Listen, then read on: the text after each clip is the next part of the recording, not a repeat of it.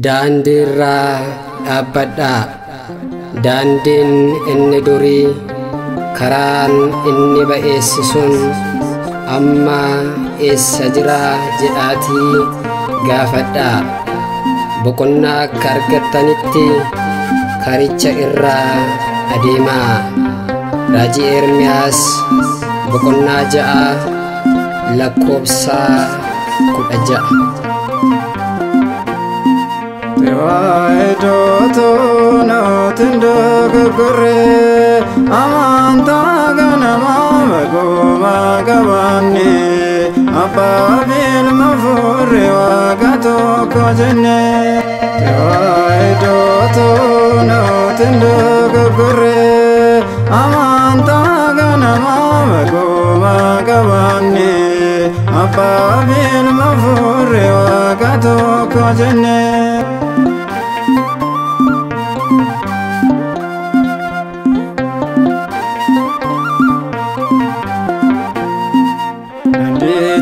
Fakkeesse Ermiyaas dubbate lubbuudhaan boqonnaa lachuu ishee hubate. Efesooni Phaawulos kana dhugaa ba'e Kiristoos Yesuus bu'uura ishee ta'e. Tewaayidootu nootiin dogoggoree amantaa ganamaa bagumaa qabaanne abbaa fi ilma fuudhee waaqa tokko jenne.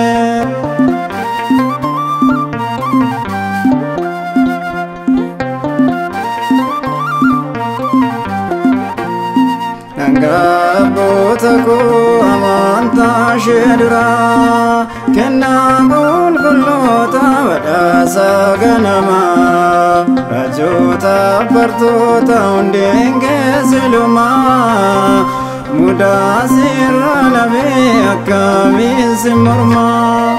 Tewaayidootu nootiin dogoggoree amantaa ganamaa bagumaa qabaanne abbaa fi ilma fuudhee waaqa tokko jenne.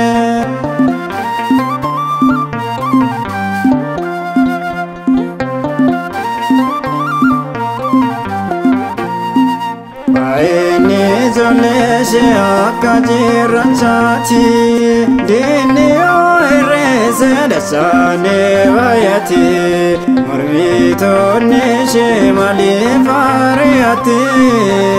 Tewaayidoon borillee dabartee jiraatti.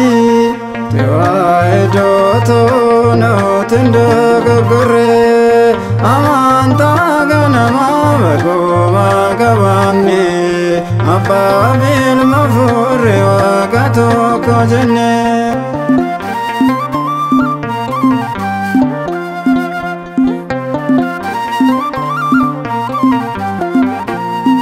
Garaaf jenne miti amantaadhaaf malee garbuun abootee daawwallee nuun daballee bakka baay'ee geenye waan baay'ee madaallee dhugaan soba miti dhugaa dhuuma mallee.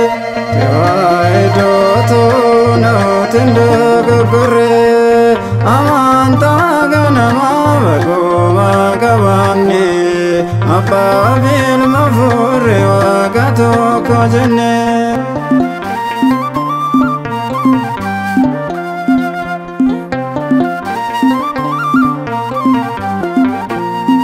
Mercedes nindemnu taasa iddoo biraa qulqullummaa miti kaanu iddoo garaa.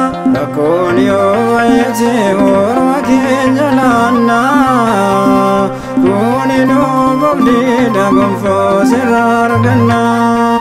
Tewaayidootu nootiin dogoggoree amantaa ganamaa bagumaa qabaanne abbaa fi ilma fuudhee waaqa tokko jenne. Tewaayidootu nootiin dogoggoree amantaa ganamaa bagumaa qabaanne abbaa fi ilma fuudhee waaqa tokko jenne.